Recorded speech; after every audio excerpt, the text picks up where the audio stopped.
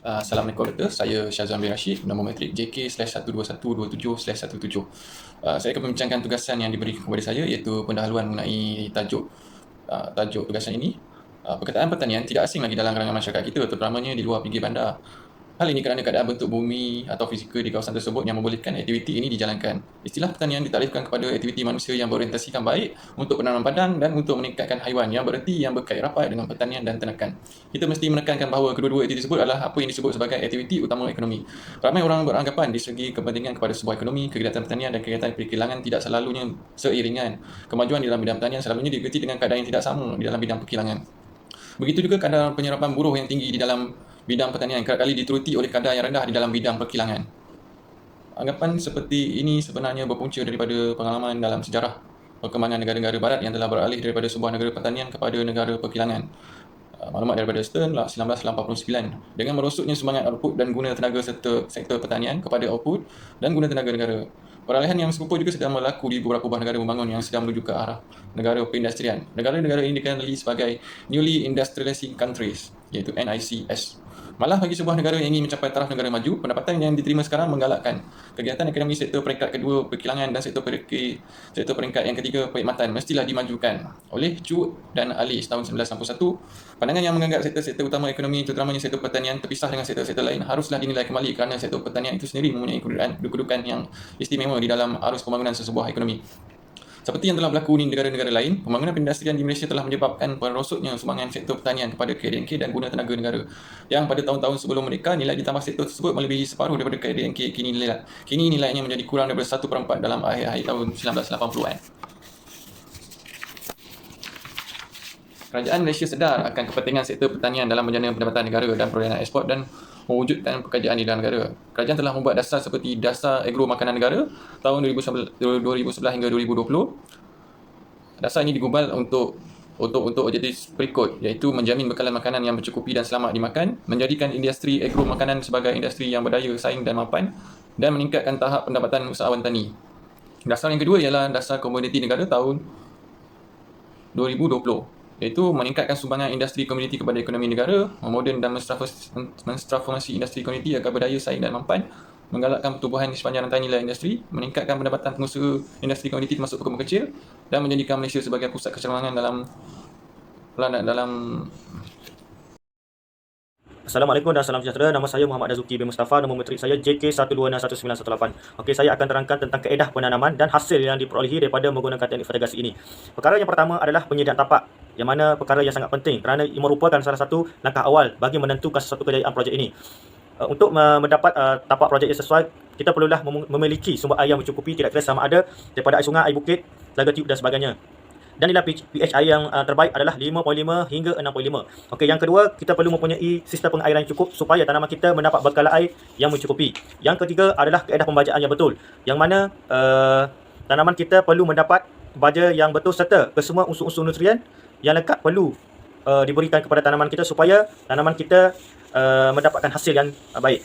Satu kajian telah dilakukan di Negeri Sembilan, yang mana kajian tersebut bermula pada 1 Februari 2010 sehingga 31 Julai 2010, yang mana kajian ini ataupun projek ini menggunakan anak benih cili padi varieti hybrid.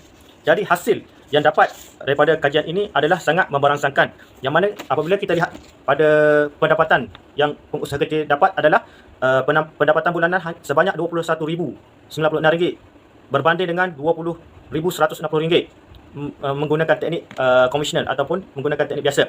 Di sini kita dapat lihat peningkatan hasil menggunakan teknik fertigasi ini adalah sebanyak 3 ke 4 kali ganda berbanding dengan menggunakan teknik penanaman biasa. Jadi di sini saya lihat tanaman berteknologi ini mampu menghasilkan cili padi yang baik serta meningkatkan hasil tanaman serta meningkatkan pendapatan pengusaha kecil agar lebih baik. Itu saja yang dapat saya kongsi. Sekian, terima kasih.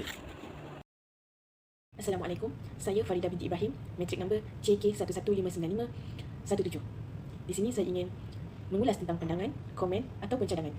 Dalam bahagian ini, saya ingin memperkatakan tentang 3 perkara ataupun 3 bahagian. Pertama adalah perbandingan antara fertigasi biasa dan juga fertigasi pintar yang saya perolehi daripada hasil pertanian pertama program E-Ladang. Yang kedua adalah isu-isu tentang perkembangan ekonomi pertanian digital dan juga akhir sekali langkah-langkah bagi mengembangkan lagi ekonomi pertanian digital. Ekonomi pertanian digital dapat memberi keuntungan dalam proses pertanian kini, yang bukan sahaja dari segi wang ringgit, malah masa dan juga tenaga petani. Baiklah, dalam jadual satu yang saya ingin menjelaskan di sini adalah mengenai hasil tuai yang pertama program e-ladang fertigasi pintar tanaman cili di PPK Kuala Langat bermula dari 1 Mac sehingga 31 Ogos 2018. Data ini saya peroleh daripada MDEC pada tahun 2020. Baik. Mereka menggunakan sistem fertigasi pintar dan juga fertigasi biasa, namun menggunakan polybag dalam jumlah yang sama iaitu 4,000 bag. Namun perbezaan yang ingin saya perjelaskan di sini adalah dari segi jumlah hasil dan juga jumlah jualan yang mereka perolehi melalui fertigasi biasa. Di sini menunjukkan peningkatan hasil dan pendapatan petani meningkat sebanyak 14% beza dari segi sistem yang mereka gunakan. Jika menggunakan fertigasi biasa, mereka tidak akan memperoleh keuntungan sebanyak ini. Manakala dari segi penjipatan pengurangan tenaga kerja dalam masa sehari, dalam masa 2 jam, mereka dapat mengurangkan sebanyak 25%, iaitu jika dalam sehari mereka menggunakan 2 jam, memerlukan sebanyak RM RM12.50 dan bulanan adalah 60. Seterusnya, isu berkaitan perkembangan ekonomi pertanian digital. Ada beberapa isu berkaitan perkembangan ekonomi pertanian digital ini.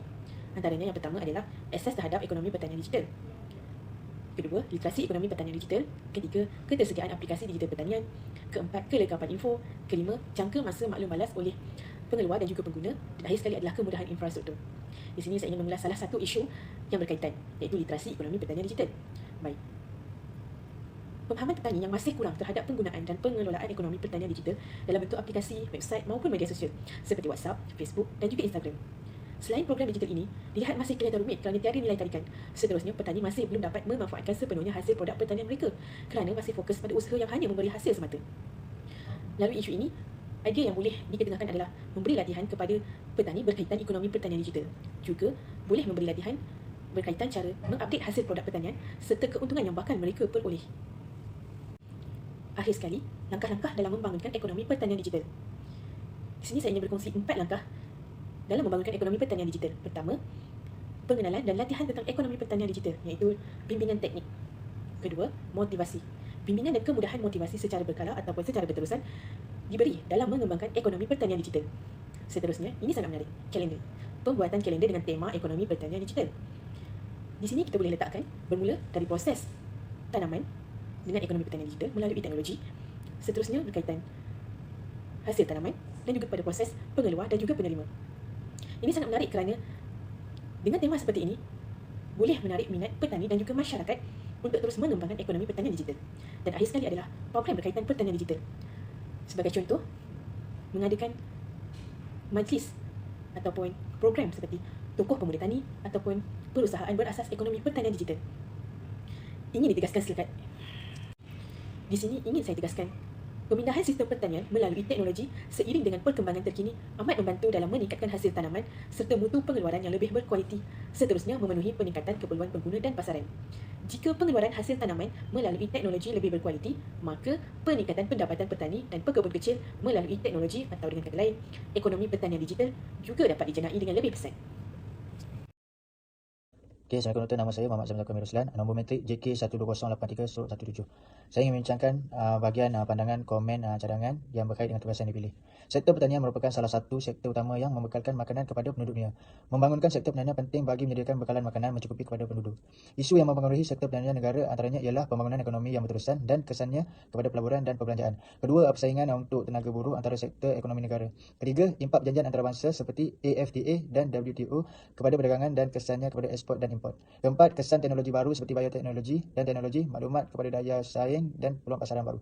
Kelima, ajakan kuasa pasaran kepada pengusaha besar terutamanya dalam aktiviti pemprosesan, pengagihan dan perucitan. Terdapat beberapa cadangan integrasi teknologi-teknologi yang boleh digunakan. Contohnya yang pertama, menggunakan teknologi IoT dalam pertanian pintar. IoT adalah sistem peranti komputeran yang saling berkait, mesin, mekanikal dan digital, objek haiwan ataupun orang yang sediakan dengan pengecaman unit UID, serta kebayaan untuk memindahkan data melalui rangkaian tanpa memerlukan interaksi manusia atau komputer. Teknologi IoT membolehkan jumlah besar data dikumpul dan analisis data lanjutan akan membantu perusahaan untuk membuat keputusan lebih baik bagi mencapai penjabatan kos, menambah baik kecakapan dan mencipta peluang perniagaan baru. Penggunaan peranti narrowband adalah untuk membantu penyelidik pertanian, MARDI, mengukur data merangkumi kadar kelembapan tanah, nilai pH, jumlah cahaya, suhu dan persekitaran tanaman. Yang kedua, memperbanyakkan penerbitan bahan cetak para ilmiah untuk petani dan pekebun kecil bagi mempertingkatkan teknologi baru. Yang ketiga, penggunaan sistem fertigasi pintar, penyediaan campuran larutan baja secara automatik, penetapan dan pengurusan bacaan isi mudah dan membolehkan pengumpulan data penting seperti bacaan isi, suhu dan lain-lain. Penggunaan teknologi terbaru dan model perniagaan digital berasaskan ekonomi digital iaitu penambahbaikan produktiviti sektor agromakanan untuk mencapai status berpendapatan tinggi. Penggunaan teknologi automasi dalam sektor pertanian yang sering dikaitkan dengan pertanian pintar smart farming adalah teknologi yang menjadikan pengurusan ladang lebih efisien dan membolehkan kitaran pengeluaran tanaman atau ternakan dapat diuruskan secara automasi. Industri pertanian kini dalam usaha teknologi automasi untuk merealisasikan konsep pertanian pintar melalui aplikasi drone, traktor autonomi, penuai robot, sistem penyiraman automatik, robot penyemaian dan sebagainya. Terdapat automasi dalam pengurusan ladang mampu menenangi isu-isu seperti peningkatan populasi global, penjagaan kualiti tanaman, kawalan dari masalah serangga perosak, kekurangan tenaga kerja ladang dan perubahan pilihan pengguna usaha untuk mengautomasi proses pertanian adalah keutamaan dalam menangani masalah yang berikut. Yang last sekali, penggunaan fasiliti berasaskan awan. Perkembangan teknologi berasaskan awan telah membolehkan perusaha ladang memantau dan mengubah keadaan ladang dari jarak jauh pada bila-bila masa. Teknologi Wi-Fi boleh digunakan untuk mengawal makanan dan iklim ladang secara automatik. Para pengusaha ladang juga boleh diberi isyarat melalui SMS jika terdapat sesuatu masalah yang perlu pengetahuan pengusaha ladang. Kebolehan untuk memantau dan mengubah keadaan ladang secara on demand mampu meningkatkan produktiviti dan mampu menjamin pengeluaran hasil yang berkualiti tinggi. Integrasi teknologi-teknologi yang disebut dalam artikel ini mampu membina ekosistem pertanian berasaskan teknologi digital.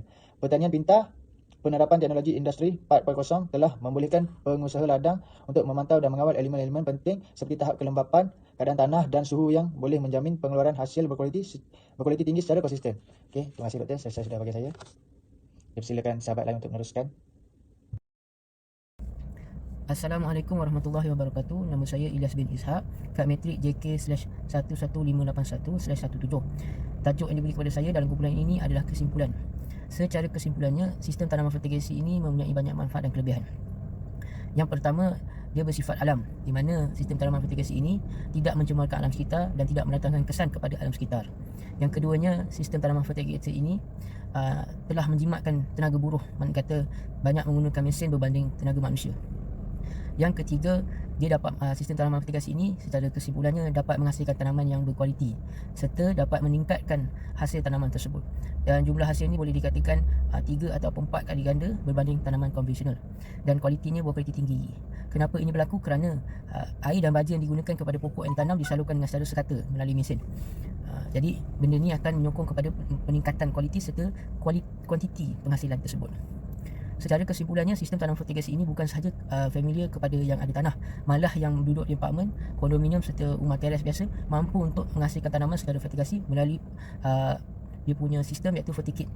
Fertikit ini maksud tanaman itu secara mini, kecilan dan berbentuk A. Maknanya kata pasu yang digunakan adalah berbentuk yang disusun berbentuk A yang diperbuat daripada besi kalori yang mempunyai rak.